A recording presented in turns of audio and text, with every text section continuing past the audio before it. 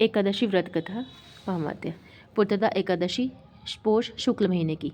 युधिष्ठिर ने पूछा, हे श्री कृष्ण, अब आप पोष महीने के व्रत के बारे में मुझे समझाइए। इस दिन कौन से देवता का पूजन होता है और इसकी क्या विधि है। श्री कृष्ण भगवान बोले, हे राजन, पोष शुक्ल पक्ष की एकादशी का नाम पुत्रदा एकादशी है। इसका पूजन विधि पूर्वक करना चाहिए। इस व्रत में नारायण भगवान की पूजा करनी चाहिए।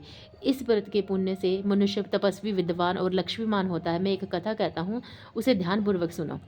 भद्रावती नगरी में सुकेतुमान राजा राज्य करते थे। उनका कोई पुत्र नहीं था। उनकी रानी का नाम चंपा था। वह दोनों सदैव वंशधर पुत्र न होने के कारण चिंता में डूबे रहते थे। राजा के पितर उनके दिए हुए जल को शोक के साथ में गर्म करके पीते थे और सोचा करते थे कि इसके बाद हमें कौन पिंडदान देगा। इधर राजा को भी राज्य वैभव से संतोष नहीं होता था। इसका एकमात्र यही कारण था कि उनका पुत्र का ना होना। वह विचार करता था कि मेरे मरने पर मुझे कौन पिंडदान देगा। इसके बिना मैं पुत्र के बिना और पितरों और देवताओं के ऋण नहीं हो सकता। जिस घर में पुत्र ना हो वहाँ सदैव अंधेरा ही होता है और इसलिए मुझे पुत्र की उत्पत्ति के लिए प्रयत्न करना चाहिए। पूर्व जन्म के कर्मों से ही इस जन्म में पुत्र और धन आदि मिलते हैं। इस तरह राजा दिन रात इसी चिंता में लगा रहता था। एक दिन राजा घोड़े पर सवार होकर बिना किसी को बताए वन में चले गए। वन में पक्षियों और वृक्षों को देखने लगे। राती अपने बच्चों और हथनियों के बीच में घूम रहे थे और राजा सोच विचार में लगे। राजा प्यास के कारण अत्यंत बेचैन होने लगे और पानी की तलाश में आगे बढ़े। कुछ ही आगे जाकर के उनमें एक सरोवर मिला। उस सरोवर के चारों तरफ मुनियों के आश्रम बने थे। उस समय राजा ने दाहिने अंग फड़कने लगे। राजा मन ही मन प्रसन्न होकर के सरोवर के किनारे बैठ गए।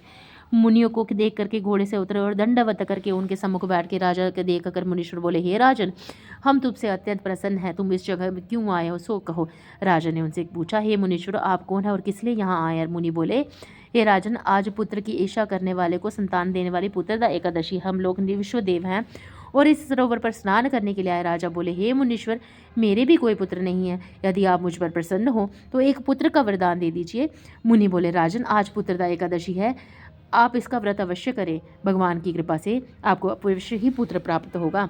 मुनि के ऐसे वचनों के अनुसार राजा ने एकादशी का व्रत किया और द्वादशी को इसका पारायण कर दिया।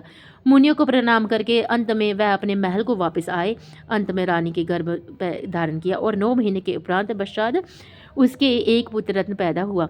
वह राजकुमार अंत में अत्यंत वीर, धनवान, यशस्वी और प्रजापालक हुआ। भगवान श्री कृष्ण और युधिष्ठिर पुत्र प्राप्ति के लिए पुत्रदा एकादशी का व्रत करना चाहिए।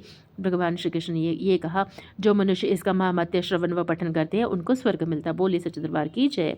इस कथा का सार ये है, पुत्र ना होना भी बड़ा ही दुखपूर्ण है। उससे भी दुखपूर्ण है कि पुत्र का कुपुत्र होना। अतः सर्वगुण संपन्न और सुपुत्र पाना दुर्लभ है। ऐसा पुत्र उन्हें ही प्राप्त होता है जिन्हें साधु जनों का आशीर्वाद प्राप्त हो तथा जिनके मन में ईश्वर के प्रति भक्ति हो। इस कलयुग में सुयोग्य पुत्र प्राप्ति का उत्तम साधन पुत्रदा एकादशी का व्रत ही है। बोलिए सच्चे दरबार की जय। श्री राधे कृष्ण महाराज की जय।